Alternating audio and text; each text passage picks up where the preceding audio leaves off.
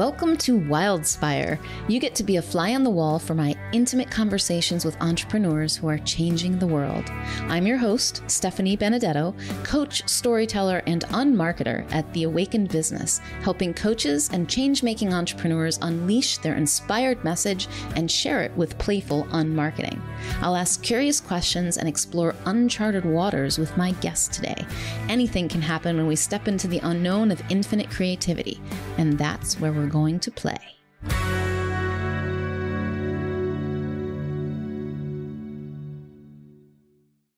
I absolutely loved this conversation with my guest today, Rachel Zurer.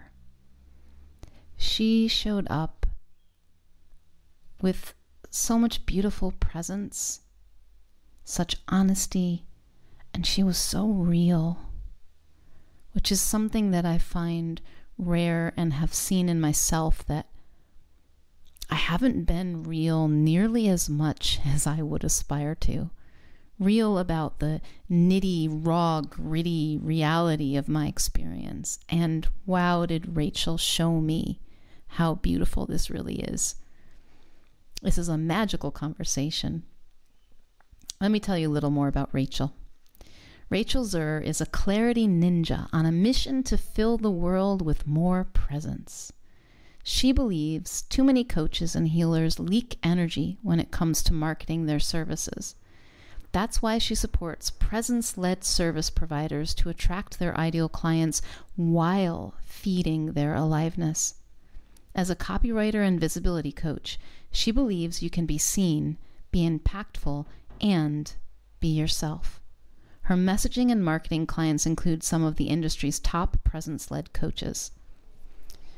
Before founding Magic Words Marketing in 2020, she spent a decade as a magazine editor and writer, including at Conscious Company Media, Backpacker, and Wired. Her other passions include vinyasa yoga, authentic relating, circling, soulcraft, ecstatic dance, and the 15 commitments of conscious leadership. She's also currently studying biodynamic cranial sacral therapy. She lives, works, and plays outside of Boulder, Colorado. I'm pleased to introduce you to Rachel. Why, hello, Rachel, and welcome to the Wildspire podcast. I'm so happy to have you here today. Hey, Stephanie. I'm really happy to be here too. And you're bringing with you, if you're watching the video, Rachel's bringing with her or if you're listening and not seeing the video, you'll see she's got this like desert Midwestern theme going on down to your earrings. And I love that you're bringing that with you, because my mind's been on Durango, Colorado today. I'm feeling a visit to my fam. So anyway, I'm glad you're hearing that. So when we were chatting about what we might talk about today, you mentioned being presence-led and that there is something new coming through you in your business, but it sounds like it's bigger than just your business. So what does that mean to you, being presence-led? Yeah. It's one of those commitments or aspirations that I think, it's a constant practice. And I found that the people I most love working with and supporting are often using the power of presence to help people create transformation. They're often coaches or healers of some kind. And I used to say heart-driven as kind of the way I would describe my people, but it's been a refinement. And this one actually kind of plopped in from the universe right after you and I very first spoke a few weeks ago. I got off that call and went and sat down, and the words presence-led came through. And, so I think most of the people I most enjoy working with would already describe this service that they offer as presence-led, like really resting in the moment, relaxed in the body, aware of how our state of being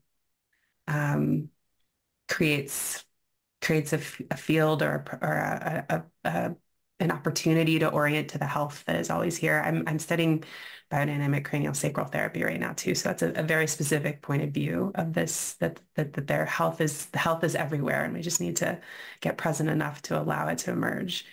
and it's, not everyone would say it that way, but I think most people I work with have some sort of felt experience and really like professional quality that they've developed where this is a huge part of how they help people. Um, but then there's this challenge of pulling that all the way through into how we're doing business and how we're doing life and how we're doing marketing and how we're doing, accounting and and it's a term that I'm really trying on and playing with and seeing if it resonates with people. And the part of, I think, my role in my own journey is to bring it more and more to the forefront and see what gets to happen. I don't know. That's part of the presence too, is like it's right at that edge of the unknown. But it's something I've really been sinking into just as, the thing I'm trying to do all day for myself and noticing that the moments and the situations where I can more easily get knocked out of that. But I think there's kind of a whole life philosophy wrapped up in it. And different people might articulate it differently, but there is this sense of just sort of the perfection and the preciousness that can happen in that moment when we're in presence. I'll pause there. But Something you said, Rachel, was so beautiful. And you said it as a part of your whole soliloquy, which was lovely. Wasn't a soliloquy. I'm here, right? That doesn't count. I'm messing. I'm thinking I'm abusing my Shakespeare now. Um, oh, I think you caught me on a silly day, Rachel. great. But what I really loved in what you said of many things was that health is always there. Mm, You just need to, I don't remember the words you used, but kind of like slow down and tune into it. yeah, pretty much. And in that, the same is true of presence. Like it's impossible for us to not be present. In fact, we can't be in the future and we can't be in the past. We can only think that up to create Mhm. an experience of not presence, which we can certainly do. And I do all the time. The presence is always available. And the moment we stop doing whatever it is that takes us away from the experience of it, we're there. Yeah. So have you seen that or something like, or does it look different? I mean, that resonates. I got a little teary, actually. I just feel the heat behind my eyes as you say that. It's always there. Yeah. I mean, that aligns with everything I've been practicing and learning for the last decade-ish of my own sort of what I would call my spiritual journey. But a lot of those wisdom teachers, it's just a matter of letting go what's in the way. And I guess what came alive hearing you say that is that also this idea that whatever's in the way is usually something that has goodness in it too, that was usually adaptive or helpful or important at some moment in our life. And but maybe isn't really serving anymore. But so there's that, it's like the appreciating and then the dropping. And then and there's something so hopeful in that, like, oh, it's always there at any moment. Yeah. Yeah. And you just hit the double whammy. Like presence is always there. Health is always there. And all the things that seem like they're keeping us from it are really just our best intentions to try to get back to it, like misunderstanding that we never left. Mhm. That's kind of like you can probably come up with a better example in the body than I can because you're in that world. But what I know of the more holistic medicine practices is that like, for example, what comes to mind, I remember when I was working with this very gifted chiropractor, and sometimes my neck would go out. And he would say, oh, I would get like this pain in my neck that if I turned my head, it would just really hurt. And he would say, your muscles are splinting because your vertebra popped out a little bit or you're a little out of alignment. And so your muscles tighten up like a splint to keep it safe. And it's a beautiful health mechanism, self-preservation mechanism, healing piece, of course, that becomes problematic if it continues over time and the body creates a pattern of posture around it, right? So the ideal is that that happens temporarily to splint it, and then you come back into alignment, and then those muscles can release again. And that's kind of, there's a grace that I feel in just our being. And it's really good to see it, especially when things look rough, when the world looks a little dark, to see that even the things that hurt, when our bodies or we ourselves do them, our intention is towards healing. And that when we relax, we can see it. We can see the way, we can see what's there, what's really there, what is instead of what isn't. What do you hear in that?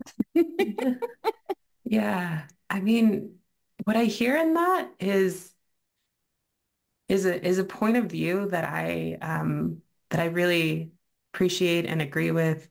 But it was coming to mind, like, there's that especially when things get really, really, really hard, like the really big stuff, that is those extreme examples we like to try to point at. That, the things you were just saying, that the presence is always right here, or that these, even the pain has its beauty in it, like, that's arguable. Like, you can choose to believe something else. I don't think either of us probably have the ability to prove that to anybody. And I just want to acknowledge that. And I'm also finding that, like, holding that as the core hypothesis of everything I'm doing, like, I'm like, well, what if I just choose to believe that? And then, like, what else rearranges all around me? And I really like what rearranges all around me when I choose to believe that. And so, yeah, just if anyone who's listening is finding their mind in a big argument with what we're saying, it's like, well, I don't know. Yeah, we might not be right. I agree with you. We might not be right, but I really like what keeps getting to happen when I keep coming back to wondering how that's true. And I just this week or last week, I have a lot of Post-it notes all over my life with, like, little, I'm really into words. And I find that these little reminders for my mind, my body's always present, right? But, like, to get what you were just saying, to get my mind back. And I have a new one I wrote last week that said, even when you don't understand, you're safe. And, like, it's not provable, but I really like believing that. So, So what you're pointing to is something that I've found really powerful about coming from a premise of a truth with a capital T that we can't prove with our minds, right? And seeing what happens, like testing it. We might be able to prove it intellectually, but we can see if we can disprove it by believing, by acting as if, by coming from that premise. Like, okay, my premise is that presence is always there. My premise is that I'm safe, even though I might not feel that way. And then I can see, is it true? Is it true here? And it might take us on a journey, right? Because then we say, oh, what is safe? Like, that's a big one right there.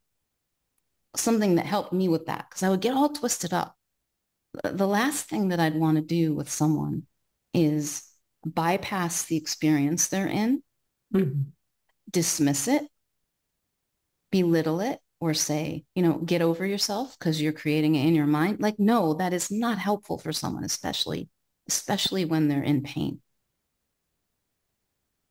It's not that. It's pointing to what you've been clearly experiencing, the hope that maybe this isn't what it feels like.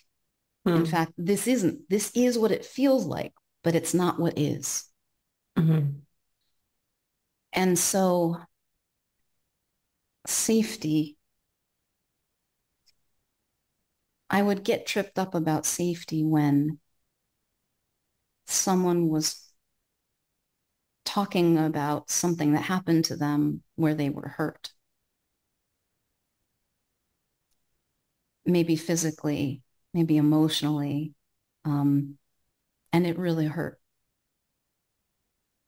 Like, how was I safe in that moment? And then I heard an explanation of safety that helped me see something new. Mm. And that was that there were three kinds of safety that as humans we experience. And the one is physical safety. So in this life as humans, clearly sometimes our bodies are in danger. They may be Mhm. hurt, we can be injured, we get sick, we die. So there is a not safe condition physically for our bodies. Yeah. Now, our minds, there's this sense of mental safety, and this is a feeling.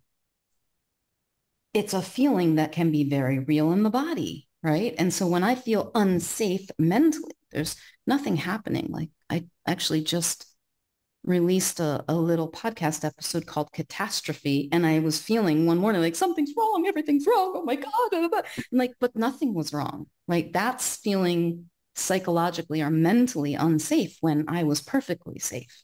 Right. So Mhm. there's that. And the physical and the mental kind of play off of each other, right? Like they can, if I feel unsafe physically, sometimes it's really mentally, and then I'm thinking that it's back and forth, and it just goes in a spiral of I'm not safe. And then there's spiritual safety. Now that spiritual safety is the deeper safety. It is the part of us, however we might express it. It doesn't have to be, some people use the word soul, but I think just the life that is us, the intelligence that is us, that enlivens us is. And on that level, that can never be touched. That can Yeah. never be hurt. And so while our bodies clearly can be in an unsafe situation and our minds absolutely feel unsafe, knowing this deeper spiritual safety doesn't bypass the other experiences, doesn't dismiss them, but offers comfort and hope in the midst of them. Yeah. I really like that frame. Thank you for that. And I mean, and the truth is like we are all going to die. There is no such thing as, permanent physical safety. Like, so that's real.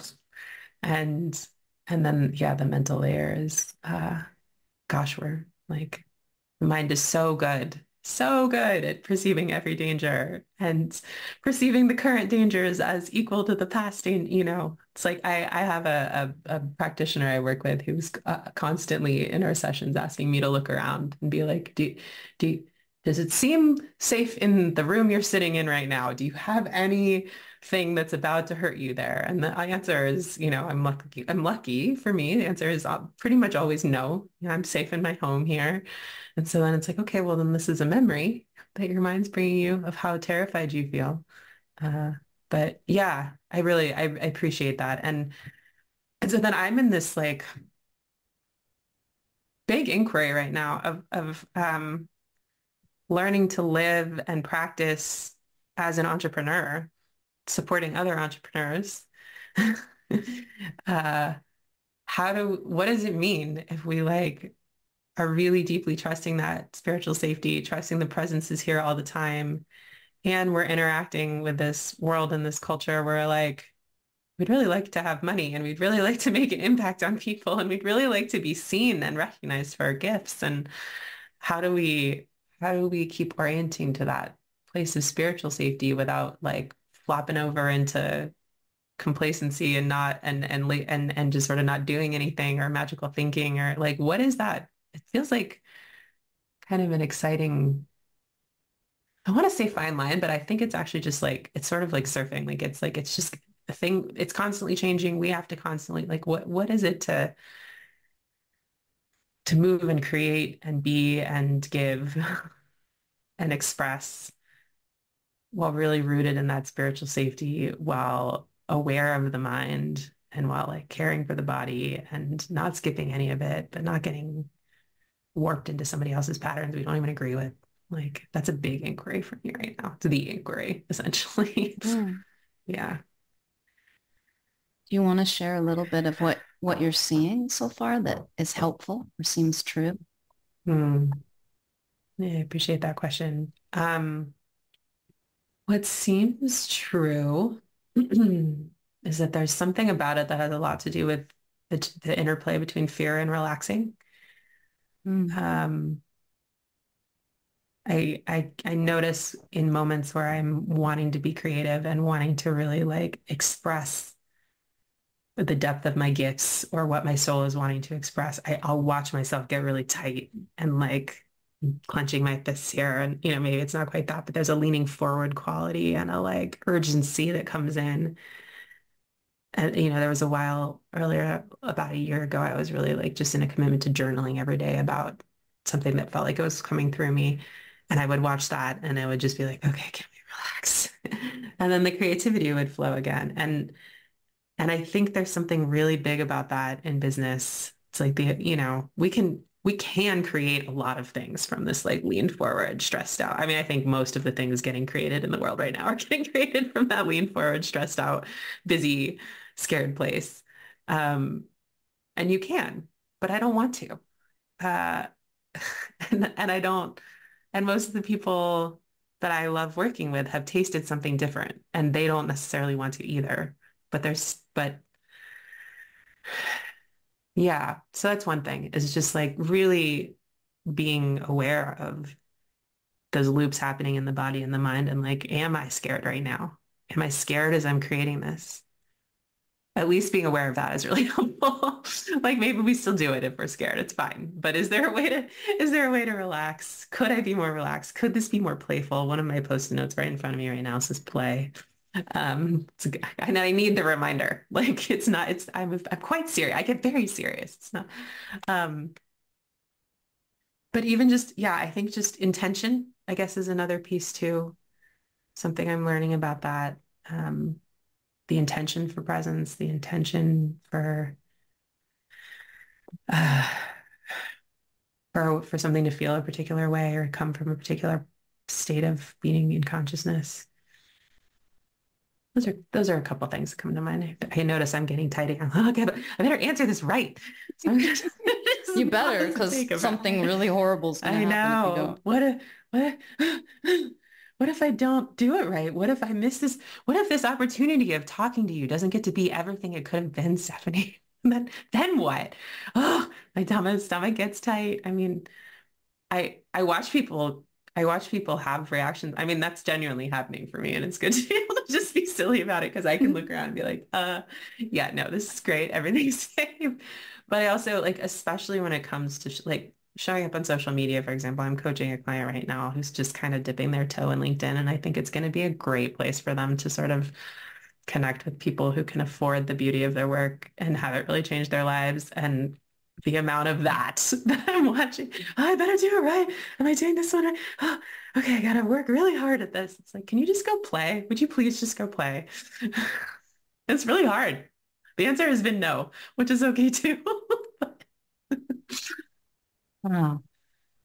What a gorgeous real-time example of that, Rachel. Thank you for allowing me to see in that, because me too, right? All of us, when we have that going on, like, I gotta get this right, gotta get this right, and how constricted. It's like if we are this fire hose of creativity, that gotta get this right constricts everything that can come through. It still comes through because we're born for it. We're born for creation. Like this is what we're made for. But it just like, it's like putting your foot on the hose and like the water just doesn't, And what you just did tells me you're not lost in it.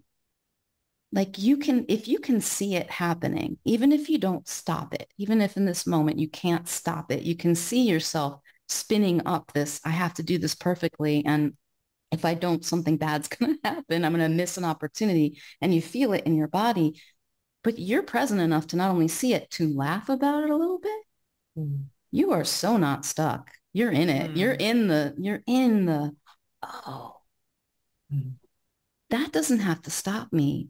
That, that doesn't need my attention. Mm. What if I don't pay attention to that? And this is a radical notion, by the way, in a world where, you have, and bless our little minds coming up with these dangers to keep us safe, like, oh, what about that? What about that? Oh my God. Oh my God. Oh my God.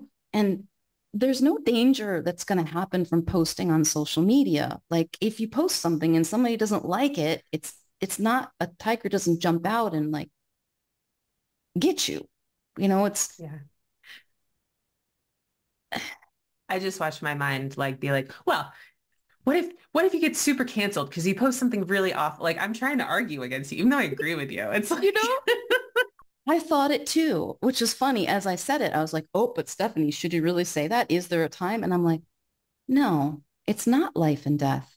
Now, could there be some bizarre stream of incidents that could lead to the death of someone that we could trace back to one social media? Maybe, but it's not the social media post and hitting publish that hurts you. It doesn't. It isn't. What is it that hurts you? It's this thinking about it, that something bad's going to happen if I do it wrong. What if people don't like it? I have to, and it's just constrictive, and it's okay to feel that. Like everybody does sometimes. When you have that thought, you feel it. I had too. I didn't pay much attention to it though, because at this point, especially when I'm being here, I want to be with you, right? Like I want to be with Rachel right now. I do not want to be listening to bullshit thinking. And I'm just much more interested in what's happening, what is, than what I think about it. In these moments, especially. All the time? Of course not. Of course not. Especially when there's not a person in front of me to like give my attention to. And then my thoughts are getting really noisy and, okay. Oh, but the more I just notice it, the more I see that that has nothing for me. It offers nothing of value other than to let me know the quality of thinking I have in the moment. Like really, there's one to test. Don't believe me, right? Test it out. Does this have value for me? Other than to call me back home. That's it. Because when I'm home, that's where the good stuff shows up.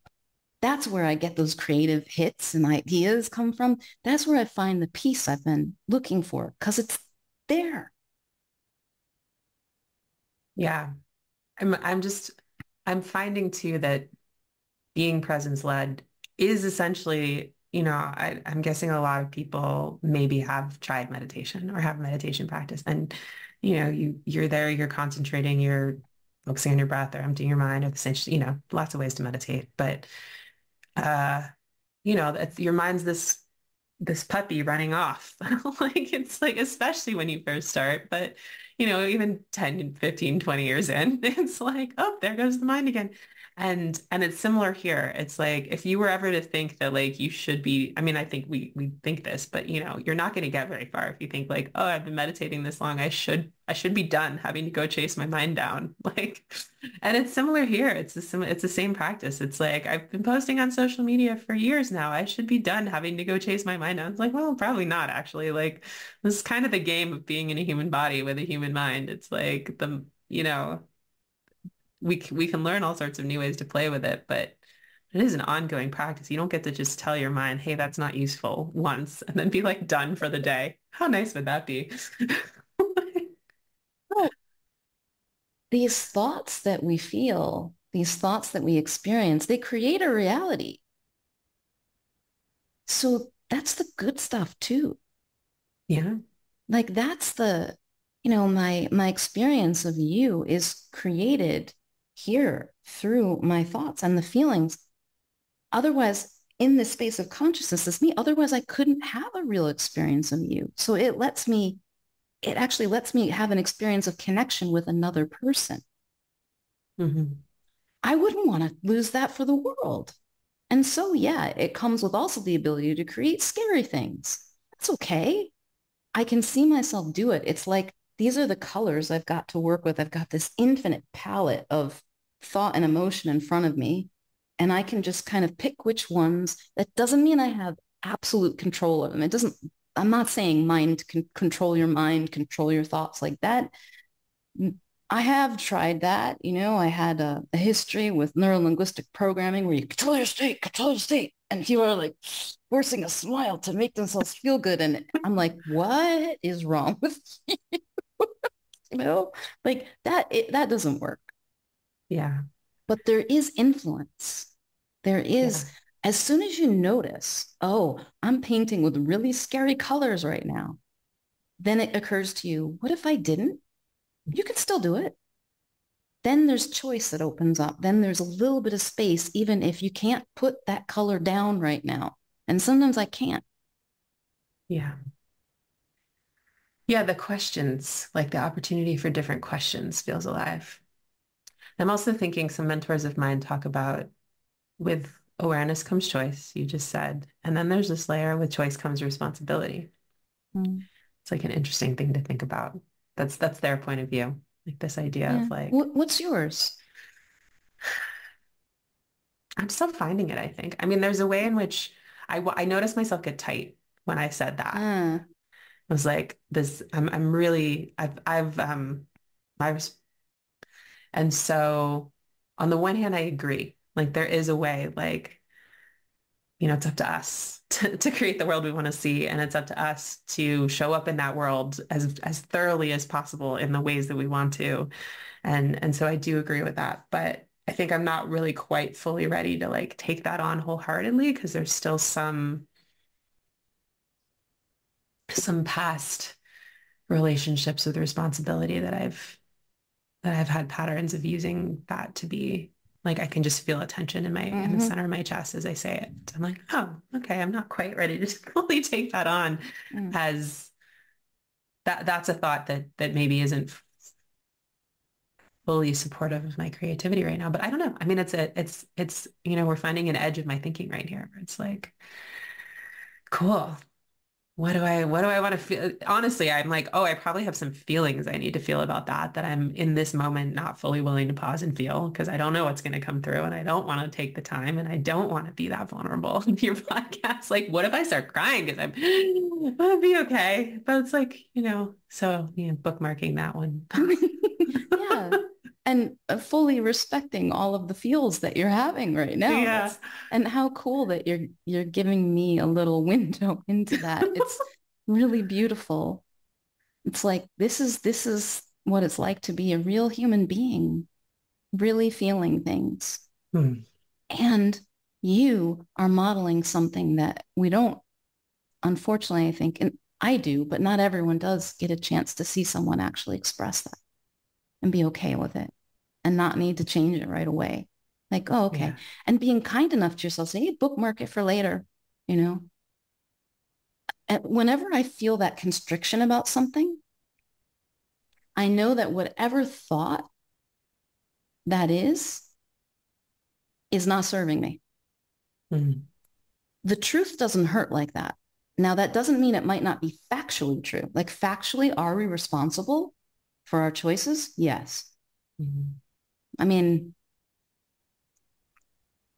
when we have the freedom to choose, we're responsible in that sense.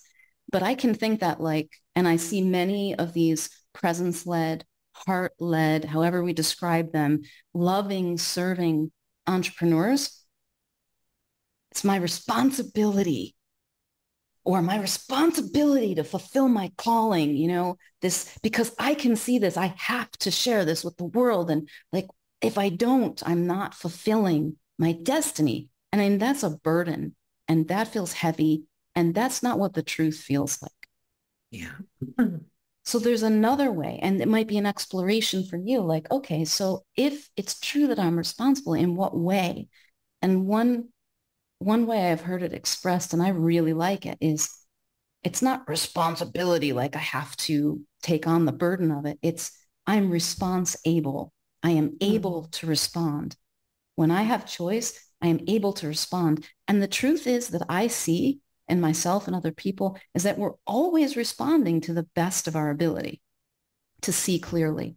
Now, it's variable because if I'm having one of those really shit days, I'll go back to my metaphor, and I've been painting with sad colors all day long, I'm probably more likely to respond from that sad lens.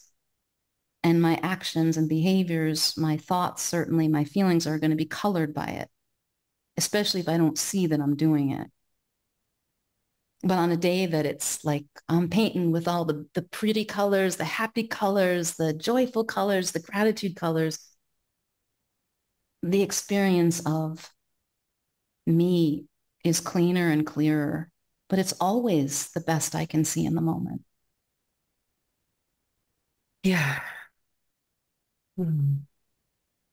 Yeah, I love the truth doesn't feel that way. That's really standing out to me from what you said. I often, I write a newsletter called the Magic Words of the Week, and I have a whole bank of things to potentially have be magic words. And one of them is truth feels good. There's this way it's like there's that big, you just did it. You just took a deep breath. It's Mm-hmm, like mm-hmm. there's that's like, oh, it's like, oh God, thank God somebody finally said that. Or just like, even if it's a hard thing to admit, it's like there is a way that in the body, like Yep. there's the breath, there's the congruence. And yeah, so I'm just appreciating remembering that too. I haven't written that one yet, but we'll see. Maybe I will by Mm, the time. yeah. Well, it's because I have heard so many times the truism, the truth hurts. Sometimes the truth hurts, but it's not the truth that hurts. It's my thinking about what I'm calling the truth that can hurt, what it means about me, the story I make up about it, how I blame myself or I blame someone else. That hurts, but not the truth. There's this gorgeous quote from Ramana Maharshi, and hopefully I will get it right. I've only looked at it a million times. It's very short, but this is the gist of it if it's not exactly this. Let come what comes, let go what goes, Mm, see what remains. mm, And I think what you've been sharing is what this is pointing to. It's like to watch what comes and goes, what changes, what just is, what's left. That's the spiritual truth of us. What's left, what doesn't change. mm. My body, my thoughts, my feelings, my personality, man, that changes. It comes and goes and shifts like the weather. But there's something of me, the space of me, the aliveness of me just is. Mm, mm. There is something coming alive that as I hear you, I like want to point at, which Please. is I do think we're under indexed on the body in these questions and especially like business entrepreneurship finding our way. I think the mind's super, in my experience, the mind is super duper duper fast. We can go to Mars. You just did. I just said it. You just went to Mars. Like done. Like you thought about it. We all did. Like so, there's a reason it's this mind is associated with the air element usually. Like it's just whoosh whoosh whoosh. And that's awesome. It's valuable. It's really helpful. And and like there's the spiritual, completely unchanging truth that's there as well. And I think we're under indexed, most of us, Mm. on the way the body can mediate and the slower rhythm of the body and the information and the complexity and depth of information contained in our bodies. And there's still maybe a healthy dose of skepticism. We don't always need to believe that if something's tightening in there, it's telling us a story about right now. But that's something that I really have spent a lot of time and attention thinking about and being with and practicing in my own business and in my own life is really like using the body as this resource of good Mm. decision making and of being in presence and, you know, just just again, uh, as a valuable ally to ask Mm. questions of not just in spiritual practice, but in the practice of business and showing up and giving gifts and being of service. And um, so that's something I believe and practice a lot. And then I'm also like, oh, and I also am like really obsessed with words. Like that's the main thing. My business is called Magic Words. I do a lot of words. I've been a writer for a long time. I help people with words. I have post-it notes all over my house. I really believe in the power of words, and magic words are these words that like, there's abracadabra that like creates something. And then there's please is a magic word, but they're like these words that really create an effect out in the world. Could argue they all do, but some of them more than others. Um, so I'm just also really in this inquiry and game of like, okay, body, words, reality, presence, getting things done, exchanging money for it, giving our gift. How do we put like, what is a soup? What are all the ways we can make that soup? And like, what's my job to play with people in that? And, um, yeah, I don't even like, I'm like, I don't even know, like, what happens when I'm feeling in my body. Some part of me feels less clear. There's a moment when we were talking about responsibility, I got a little less present. And so now I'm like, what did I just even say? Is that useful? And I'm noticing that. So I'm just going to pause with that. Yeah. It's really interesting when I feel confused, because sometimes I do. I'm thinking about in particular in a meeting with a bunch of people who have a bunch of different thoughts, and there's like a lot of stuff happening. Right? At least I'm noticing a lot of stuff happening in me. And sometimes I feel confusion about it. And what I'm learning is that what if that's not a problem? It's not a sign that something's off. It's just like, what is confusion really? Something seems like something isn't where I think it should be, or I'm not sure where I am, or something. It could just mean things are moving around, and I'm calling that confusion, but that's actually really good when we're shifting things. Like it's really good when we're looking at new ideas sometimes, and it's okay. Like that confusion will settle, and then you land somewhere and you look again without the confusion and you'll see. Maybe you see something a little different. Like it's like if we're in a dust storm all of a sudden, like, oh, confused, I can't see, right? And if it settles, and then we look out and now we can see the vista. We know where we're at. And maybe it's a different place. So I think that's really wise to just notice it. And I hear a compassion and a gentleness for the body in what you're saying too, like for the wisdom that comes through the body, not only the mind. And it can sound like I'm using a lot of words around thought. It sounds like it's very mental focused. And, you're not the first person who's expressed that to me. But my experience is that it is one, Mm. that mind body thing is like, it's just communicating. It's the dance um, of our experience. So yeah, not to downplay or push that body, to honor and be with it and the wisdom that moves through it. So that's really beautiful too. Mm. Yeah. Yeah. And I think, the story I'm pushing against isn't so much you exactly as a few hundred or more years of cultural, uh, just prioritization of mind over body and the sense of Mm, conquering, that sense of conquering. It's mm. like, yeah. So I do think there is often a need for a bit of a pushback in ourselves to be against ways of being we've all been very steeped in that maybe aren't what we want to keep choosing. I, Yeah. I let my attention drift for a moment because I have this doubt in my mind about quotes of things and I want to get them right. Okay. So that's what's happening in Stephanie's head here, right? And there's this line from a poem by Mary Oliver, Wild Geese, Mhm. that says, I'll just read the first couple lines because it's so beautiful. You, d- you do not have to be good.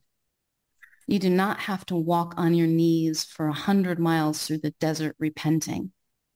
You only have to let the soft animal of your body love what it loves. I love that one. I had a feeling you would know it. Yeah. Yeah.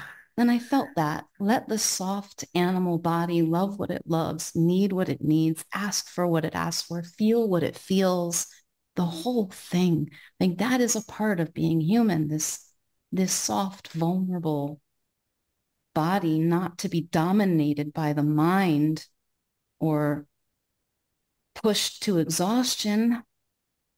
Sometimes we do that to ourselves, but honored and cared for and nourished. Yeah. Yeah. And I'm really like, I don't think I have all the answers for this, but I'm really trying to stand for the question of Mm, like, how do you get visible and grow a business and attract clients while doing that, while letting the soft animal of your body do love what it loves? Because I trust that there's some creative path forward that isn't what 50 people have told you you have to do. Or some guru, what worked for some guru who loves a thing you don't love. Like, and um yeah, but it's, I don't know all the answers there, but I think our bodies know a lot of the answers there.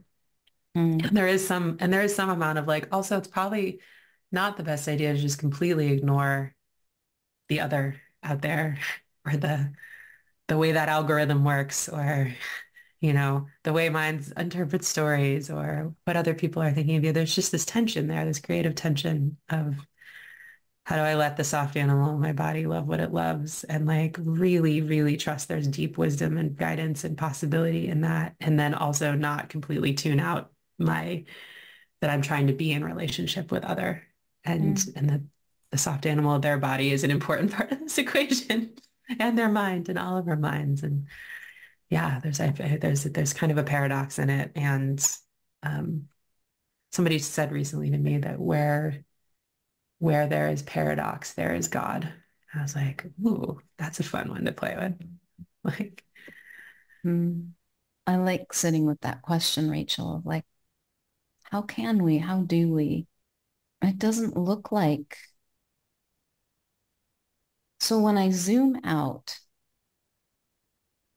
it doesn't look like a paradox because mm, it's one. There mm, is it's like there is a movement. There is the movement of life. There is an aliveness through me, through you, through us in this moment that we get to be a part of. We're active participants, and yet it's like we surrender to it and flowing with it. And it includes your soft animal body, my soft animal body, the thoughts that we are having, the communication, the words that we are sharing, the people that we're speaking to, even though they're not present with us in this moment for us, but they are as they're listening. Like it's the whole world is here, right? yeah, And that there's no contradiction in that until I start thinking about these things as separate, which I also can. There's usefulness in that too. So yeah, that's cool. mm. Something just happened in my body as I let that idea like wash through. Something relaxed. The that I can think of these things as separate and also what what's happens and when I don't. Yeah. For Yeah. me, what happened when I don't was something that felt really good in my body just now. So yeah, Oh, thank you for yeah. that. And how beautiful. How beautiful for you to notice it. How beautiful for you to see that expression of it in your body. Mm. Wow. So, is there maybe a sentence or two that you'd like to offer for listeners from this place? Hmm. Yeah, let me check. What's coming through is something like you already know. Like there's some part of you that already knows. Ooh, I'm getting teary with that. Maybe that's part of what I needed to hear too. But Mm, yeah. that's beautiful. Thank you so much, Rachel. And if someone is listening and watching and loves the inquiry that you're in, you use that, the many beautiful inquiries you're in, your love of words, your magic words, and being with these presence-led entrepreneurs on their journey, and they want to learn more about what you're up to and maybe read a little something of your writing, where is the best place for them to go to do that? Yeah. Well, my website is magicwords.marketing. And if they're interested, probably the best way to get to know me better is this weekly newsletter that I send that people come up to me in person and tell me they like it. I mean, I'm sort of like, okay, I think I'm doing something. I just had that happen on Sunday at a community dance event. It's woman I had no idea was on my email list just came up. It's like, I love your email. So um, people seem to like it. So that's magicwords.marketing/sign up. It's every Friday. They're pretty short. You can see the archives there too if you just want to get a flavor. And then I have a resource I've been playing with. I don't know if it's like if it appeals to anybody, I'd love for you to have it, but it's a set of journal prompts I created in response to some people on their journey, which is 15 questions to ask as your soul business is gestating. And it could be a new business. It could also just be a new project or a next development, but it's a bunch of questions to really just help people get present and curious with um, some kind of wide open questions of what's coming through so they can find that as well. I'll actually create a page just for your folks that's magicwords.marketing/wildspire where they can find those things. So, Oh, and how maybe I'll get lucky. inspired to put something else up there. Who knows? I create a lot of little resources and then they don't always end up on my website. And my website, I'm in the middle. I've been in the middle for about 2 months of rewriting my own website. So who knows if it'll sort of be the version from 3 or 4 years ago or a fresh one about presence. But either way, it's that's where they can find me. And I'm also fairly active on LinkedIn. So Cool. I shall post all the links and make them readily available in the mhm, description of this video and also in the blog mhm. post. Thank you Thank you, so Stephanie. much, Rachel. Thank you. Yeah, what a rich inquiry. I really appreciate how much I found some unknown corners in my own thinking and mind. So thanks for the time together. Mhm. Thanks so much for joining me for today's Wildspire conversation. If you'd like to receive a weekly Wildspire email from me filled with inspiring stories, unmarketing experiments, tips for playing your way to impact and income without the hustle and hype, insights from my spiritual business journey, and more, go to theawakenedbusiness.com/wildspire. Until next time, may you know yourself as the gorgeous wild creation you are.